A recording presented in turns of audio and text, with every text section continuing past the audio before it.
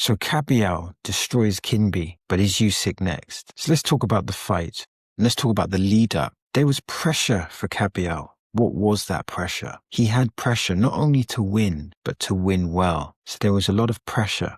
And he was getting attention. He was getting attention. But he needed to deliver. He needed to excite the boxing fans and excite the casual fans. While Knyba, his opponent, had everything to gain, but nothing to lose. So let's talk about the actual fight. Let's address the fight context. So Knyba actually had a great first round. And what he was doing, he was moving.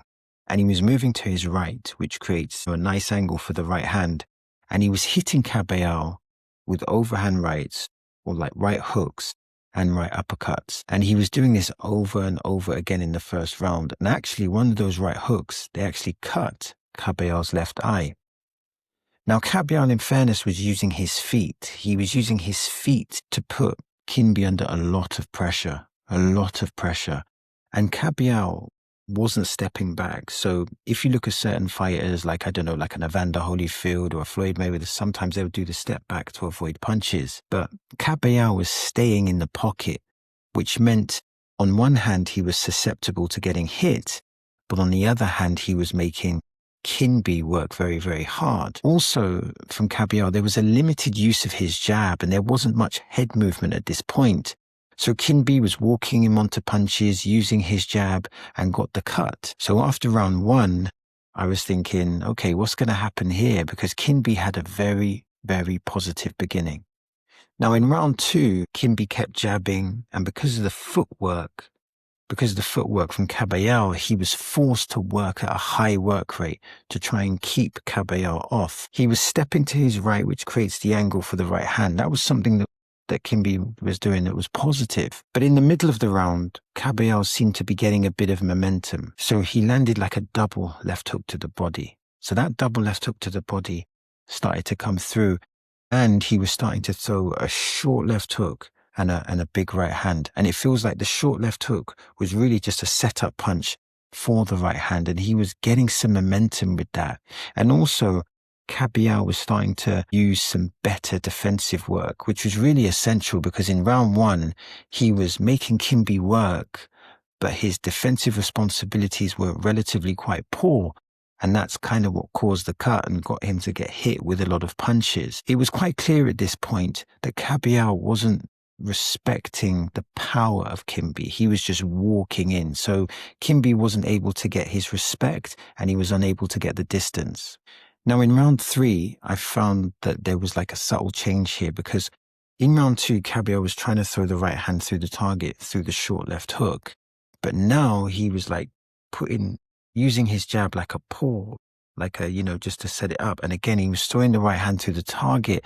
And the problem here was that Knyba was unable to nullify this. He was unable to deal with this. So he was unable to defend it or unable to counter effectively. And what was interesting here is that there was a transition. Knyba had gone from being totally offensive. So he was stepping primarily to his right, sometimes to his left, but he was using the jab and walking Kabayel into his backhand. But now he was just becoming very defensive. And even his jab was more like a tap. It was more like just to try and keep Kabayel off. So Knyba's transition from offense to defense, that was not good for him. Even when he was offering punches, Kabayel was still stepping forward. So now Kabayel had the space. And also what Kabayel was doing, when Knyba tried to use the jab, Kabayel was now using some head movement. So now he was introducing head movement, which was negating the jab, negating the backhand, etc. And again, Kabayel was finding the body shots. He was getting in that left hook to the body, which looks like a really hurtful shot. And again, he was finding that right hand through the target over and over again. So from round two, he did the short left hook straight right through the target, but now he was just using the jab as like a rangefinder to throw the right hand through the target. And he just repeated this process over and over and over again. I think he landed about 8 right hands, and then the referee stopped the fight. So was it an early stoppage? I can understand why people think it was an early stoppage. Could it have gone on longer? Perhaps, but it seemed that Kabayel was just getting lots of momentum. He was landing his punches. They were hurtful punches. So I understand the stoppage, but I can also understand why people might have thought it was a bit early. And I guess the question to ask about this fight was it a good performance by Kabayel? Was it a good performance? And to assess the performance, you actually have to ask a separate question, which is, how good is Knyba? And it's quite hard to make that proper assessment with regards to how good was he as a caliber of opponent. And did this fight help Kabayel with regards to his visibility?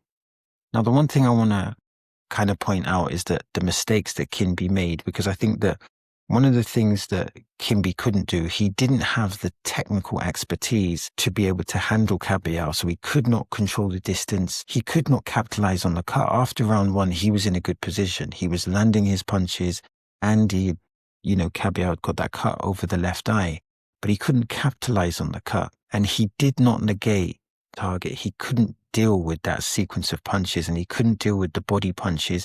And in short, even though Knyba had a really good round, he was unable to make the adjustments in round 2 and round 3 when Kabayel made the adjustments. And it seems that Kabayel's strength is that he's able to make quick adjustments. So if he has a bad first round or a bad second round, he can make those adjustments on the fly.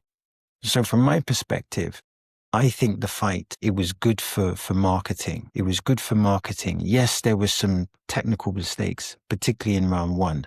And that probably was because Kabayel wanted to excite the crowd. So maybe he was a bit overexcited.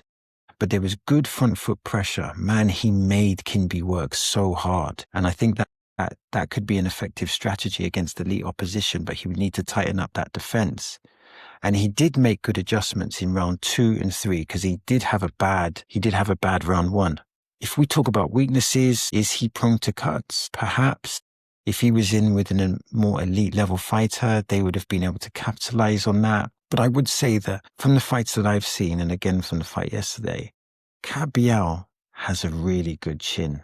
He has a really good chin. He seems to have really good punch resistance. Again, I don't know how hard Knyba punches because he literally just walked through his punches.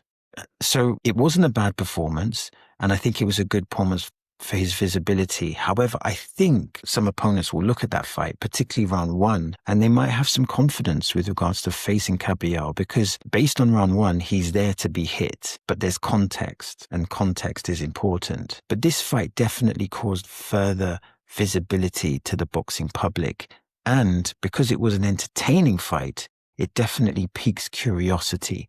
If the fight was boring, this really would have hurt his brand, but the fight was entertaining. Also, the German stadium was absolutely packed, and you could hear the crowd. It was totally buzzing. Like I said, it was a good, entertaining fight, and it was a stoppage.